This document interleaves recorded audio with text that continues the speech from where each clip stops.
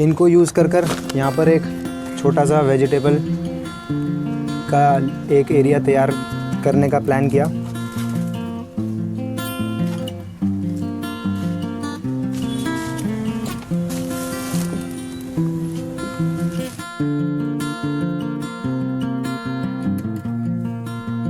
जब हम first time garden का सेटअप लगाने जा रहे हैं या फिर अगर हम अपने गार्डन को एक्सपेंड भी करना चाह रहे हैं तो हमें दो बातों का तो मुख्य तौर पर ध्यान रखना ही चाहिए। एक तो टाइमिंग का और दूसरा डिज़ाइन का या फिर लेआउट का। इसके अलावा जो और बातें हैं कि हम किस तरह के पॉट्स यूज़ करते हैं और सॉइल मिक्स हमारा कैसा है, पॉटिंग मिक्स किस तरह का है और हम कौन से पौधे लगा रहे हैं, कौन से सीज़न में लगा रहे हैं, वो सब बातें तो हमें रखनी ही है। बट फ़िलहाल जो हम बात कर रहे हैं वो है कि हम डिज़ाइन के एलिमेंट्स के ऊपर बात कर रहे हैं और लेआउट के ऊपर बात कर रहे हैं, और जो टाइमिंग है उसका किस तरह से हमें ख्याल रखना चाहिए जब हम गार्डन शुरुआत कर रहे हैं। तो अगर हम गार्डन को एक्सपैंड करना चाहते हैं या फिर नए सिरे से गार्डनिंग अगर हम शुरुआत कर रहे हैं तो इसको गर्मी के दौरान बिल्कुल भी शुरुआत ना करें, या गर्मी से पहले जो सीज़न होता है उसमें भी इसको शुरुआत ना करें, क्योंकि आने वाले जब गर्मियाँ आएंगी तो गार्डन को संभालना और उसको मेंटेन करना बहुत मुश्किल हो जाएगा।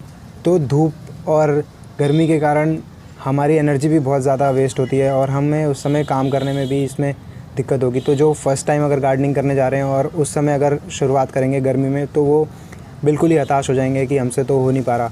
और इसका शुरुआत करने का ये अच्छा समय होता है जो अभी चल रहा है मानसून, इसमें भी शुरुआत की जा सकती है। और इसके बाद कभी भी इसको शुरुआत करी जा सकती है। सर्दियों में भी हम इसकी शुरुआत कर सकते हैं, सर्दी आने से पहले जो ऑटम का सीज़न होता है तब भी इसकी शुरुआत कर सकते हैं। और अगर हम मानसून के दौरान गार्डनिंग करना चाहते हैं तो मानसून शुरुआत होने से थोड़ा दिन पहले अगर हम अपना सेटअप रेडी कर लेते हैं और सैपलिंग्स को भी लगा लेते हैं, तो जब मानसून के दौरान हम उन सैपलिंग्स को अपने पॉट्स में, कंटेनर्स में ट्रांसप्लांट करते हैं तो उनकी ग्रोथ बहुत अच्छी हो जाती है और वो बढ़िया से ग्रो करते हैं और हम उनको केयर फ्री होकर और आराम से गार्डनिंग कर सकते हैं। तो जो लोग शुरुआत करेंगे उनको काफ़ी मज़ा आएगा और उनके फेलियर होने के चांसेस भी बहुत कम हो जाएंगे। और जो दूसरा एक एलिमेंट है वो है कि लेआउट का या डिज़ाइन का जो एलिमेंट है उसको भी हमें बहुत ध्यान रखना चाहिए। ख़ास तौर पे जो हम पौधे लगाने जा रहे हैं क्या वो उसके लिए सही एरिया है या उसके लिए वो सही जगह है या नहीं।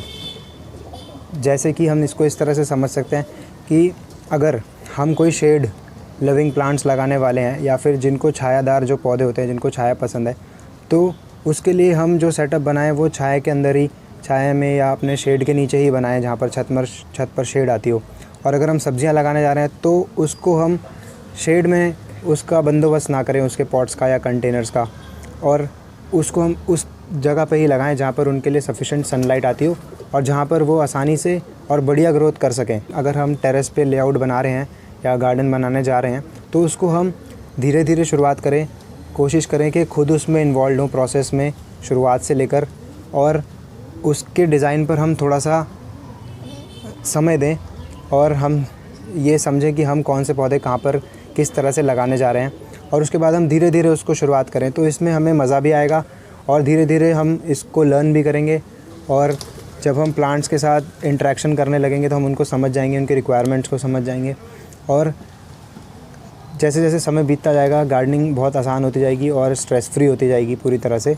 और अगर हम एकदम नई शुरुआत कर रहे हैं और किसी पर डिपेंडेंट होकर हम एक साथ सब कुछ लगाते हैं और अगर बीच में कुछ फेलियर हो जाता है तो हमें बहुत हताश हो जाएंगे हम, और हमें बहुत निराशा हो जाएगी और उसको मेंटेन करना भी बहुत चैलेंज हो जाएगा। तो मैंने भी सोचा है कि जो ये वाला एरिया आप मेरे पीछे देख रहे हैं, छोटा सा एक एरिया है जो थोड़ा खाली है, और यहाँ पर मैं थोड़ी और सब्जियाँ लगाऊँ। तो इसमें मैंने सोचा कि इसको कम से कम बाहर से, बाज़ार से ख़रीदी हुई चीज़ों से बनाया जाए और इसको वेस्ट मटेरियल से डेवलप किया जाए, और जो भी रिसाइक्लेबल प्रोडक्ट्स हैं उनसे लिया जाए, या फिर जो बहुत जिसमें ख़र्चा कम से कम हो। और इसके लिए मैंने सोचा है कि यहाँ पर जितनी भी सब्जियाँ लगे, इस तरह के बाज़ार में जो बैग्स राइस के और दाल के जो अवेलेबल होते हैं, जो दाल और राइस के बैग्स होते हैं वो थोड़े ज़्यादा स्ट्रॉन्ग होते हैं कंपेयर टू अदर जो दूसरे प्लास्टिक के बैग होते हैं। तो ये बहुत इजीली अवेलेबल हो जाते हैं मार्केट में, फ्री में भी मिल जाते हैं, और 5-10 रुपये लेकर भी दुकानदार इसको दे देते हैं। तो मैं पहले ग्रो बैग्स के ऑप्शंस को एक्सप्लोर कर रहा था कि ग्रो बैग्स में लगाया जाए, बट फिर वो प्लान मैंने ड्रॉप आउट कर दिया कि उसको बाद में कभी कंसिडर करेंगे। फ़िलहाल इसमें लगा कर देखते हैं, क्योंकि ये एक चीपली अवेलेबल मटेरियल है और ये ऑलरेडी जो प्लास्टिक है ये ऑलरेडी बन चुका है, ये इस एग्जिस्टेंस में आ चुका है। But grow bags specially plants के लिए अगर हम उगाने के लिए ख़रीदते हैं तो एक तरह से अलग से हम और कंज्यूम करते हैं प्लास्टिक, और फिर से पर्यावरण में वो नया प्लास्टिक क्रिएट होगा। इसलिए जो ऑलरेडी प्लास्टिक बैग्स मार्केट में आ चुके हैं और जो यूज़ हो चुके हैं उनको ही क्यों ना रिसाइकल किया जाए, ऐसा मैंने सोचा। इनको यूज़ कर यहाँ पर एक छोटा सा वेजिटेबल का एक एरिया तैयार करने का प्लान किया, और इसको डायरेक्ट ज़मीन पर ना रखकर इसको एक हाइट पर रखने के लिए मैंने पुरानी इस तरह के जो लकड़ी के बोर्ड्स होते हैं या फट्टे होते हैं, ये भी हमारे घर पे जो वुड वर्क होने के बाद काफ़ी साल पहले ये बच गए थे और ये इसी तरह पड़े थे, तो सोचा कि इसको भी इस काम में यूज़ कर लिया जाए। और इसको मैं ईंटों के ऊपर लगाकर रेस कर और इस तरह से इनको ऊपर रखकर इसमें यहाँ पर सेट करूँगा, ताकि नीचे से जो पानी जो ड्रेन होने की समस्या है, पानी इकट्ठा होने की समस्या है, या जो यहाँ पर काई जमने की प्रॉब्लम है, वो सब ख़त्म हो जाए और झाड़ू वगैरह लगाने में भी, क्लीनिंग करने में भी ये आसान हो जाए, थोड़ी जगह बन जाए। और इस पूरे जो लेआउट में एक मुख्य बात होगी वो इस बात को मैंने ध्यान रखा कि ये कम से कम पैसे खर्च कर बाज़ार के आइटम्स ना ख़रीद कर ये बनाया जाए। और इसमें मैंने कुछ भी फ़िलहाल परचेज़ नहीं किया है, एक्सेप्ट जो सॉइल मिक्स हम बनाएंगे उसमें एक कोकोपीट है जो बाज़ार से परचेज़ किया है, और बाकी उसके अलावा जितनी भी सारी चीज़ें हैं वो मार्केट से नहीं ख़रीदी हुई हैं। और इस तरह से इसको लगाने के बाद फिर हम इस जो ऊपर ये जो वुड का बोर्ड है, तो ये बारिश के कारण, पानी के कारण, धूप से ख़राब ना हो जाए, तो इसको हम इस तरह से एक मटेरियल से ऊपर से कवर कर देंगे। इसको हम किसी प्लास्टिक से या इन बैग्स को ही इसके ऊपर से कवर कर सकते हैं, या और कुछ मटेरियल भी ले सकते हैं। हम इस तरह के जो पोस्टर्स होते हैं या बैनर्स होते हैं, इससे भी कवर कर सकते हैं। किसी भी चीज़ से हम इसको ढक सकते हैं ताकि ये लकड़ी ख़राब ना हो। इसको मैं बनाने के लिए इसलिए इच्छुक हुआ, और ग्रो बैग्स को मैंने इसलिए प्रेफरेंस नहीं दी क्योंकि मैं चाह रहा था कि कम से कम पैसों को खर्च कर इस तरह का एक रिसाइकल्ड प्रोडक्ट से एक सेटअप तैयार किया जाए, जो कि जिस पे ख़र्चा भी बहुत कम हो और जिसको करने के बाद हमें एक सेटिस्फेक्शन भी मिले कि हमने यूज्ड प्रोडक्ट्स को वापस से रिसाइकल कर लिया है और रीयूज़ कर लिया है। इस तरह के अगर ग्रो बैग्स आते हैं इतने साइज़ के, तो वो काफ़ी एक्सपेंसिव हो जाते हैं। वो 100 से 150 रुपये के बीच का एक बैग पड़ता है। तो यहाँ पर अगर हम अभी फ़िलहाल मैं 8-10 बैग यहाँ पर लगाऊंगा, और पूरे में अगर मैं इसको ढंग से करूँगा तो 25-30 बैग लगेंगे, तो 3-4 हज़ार रुपये तो हमारे सीधा ऐसे ही खर्च हो जाते हैं। और उसके साथ साथ ही इसकी जो ड्यूरेबिलिटी है वो भी चेक हो जाएगी कि इसमें ये कितनी महीनों तक सस्टेन कर पाते हैं। मेरा अंदाज़ा है कि ये आराम से, क्योंकि ऑलरेडी मैंने पहले भी इस तरह के बैग्स यूज़ करे हैं, तो 1 साल तो आराम से इनमें निकल ही जाता है। और उसके बाद हम इसको दोबारा से रिप्लेस कर सकते हैं। ये बाज़ार में शॉपकीपर से फ्री में ही मिल जाते हैं। तो अभी मैंने यहाँ पर जो सामान इकट्ठा कर सकता था उसको कर लिया है, और मैं अब इसको सेट करने में लग जाता हूँ।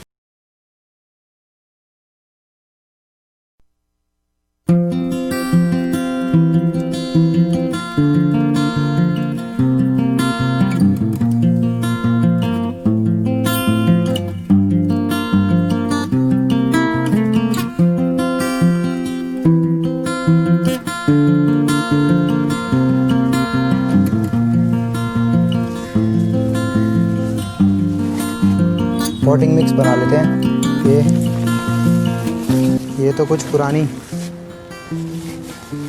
मिट्टी थी, पॉटिंग मिक्स था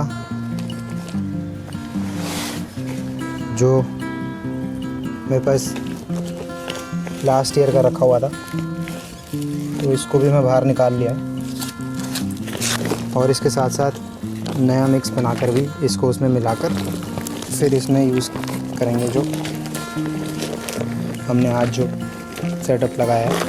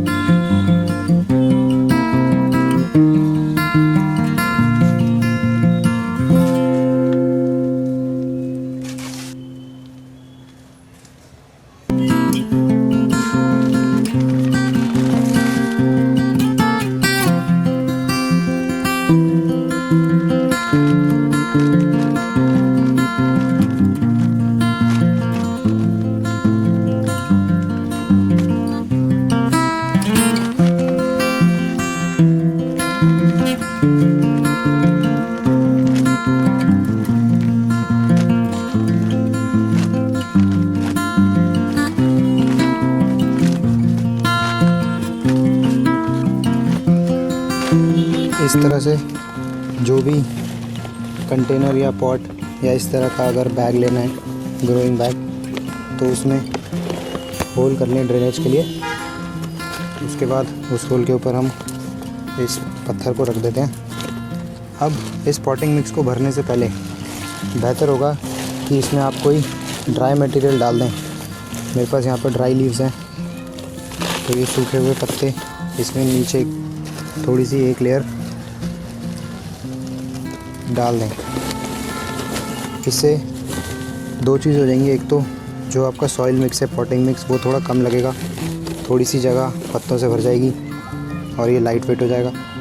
और दूसरा ये होगा कि धीरे धीरे पत्ते जो हैं वो over a period of time decompose होने चालू हो जाएंगे और वो धीरे धीरे डिकम्पोज होंगे, तो इस सॉइल को एक धीरे धीरे न्यूट्रिशन देने का काम करेंगे और वो एक स्लो रिलीज़ फर्टिलाइज़र का काम करेंगे। तो इस तरह से नीचे एक लेयर पत्ते की लगाने के बाद ऊपर से पॉटिंग मिक्स डालते जाएं। और जो पत्ते की लेयर है वो काफ़ी नीचे है, तो जब तक प्लांट्स की रूट्स यहाँ तक पहुँचेंगी वो ऑलरेडी डिकम्पोज होकर बहुत बढ़िया खाद बन चुके होंगे। तो इसमें आपको वेजिटेबल उगाते समय ऊपर से भी कोई टॉपअप न्यूट्रिशन देने की ज़रूरत नहीं पड़ेगी, ऊपर से कोई दोबारा खाद या ऑर्गेनिक फर्टिलाइज़र देने की भी ज़रूरत नहीं पड़ेगी, यही सफिशेंट रहेगा। इस तरह से इसको इसमें भर देते हैं।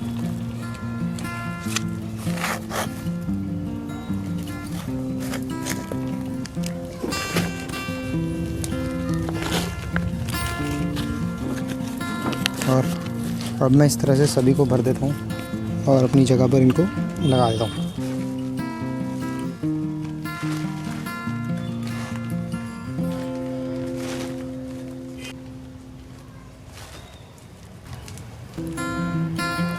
तो अब अंधेरा हो चुका है और अब मैंने इनको बोरियों में भी डाल लिया है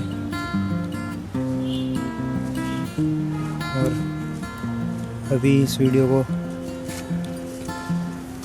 एंड करते हैं। और अब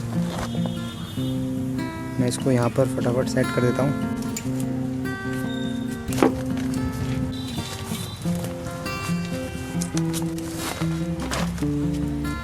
मुझे काफ़ी टाइम लग गया इसको करने में और अब ये करीब हमारे पास 8 बोरियां अभी हमारे पास बनी हैं और यहाँ पर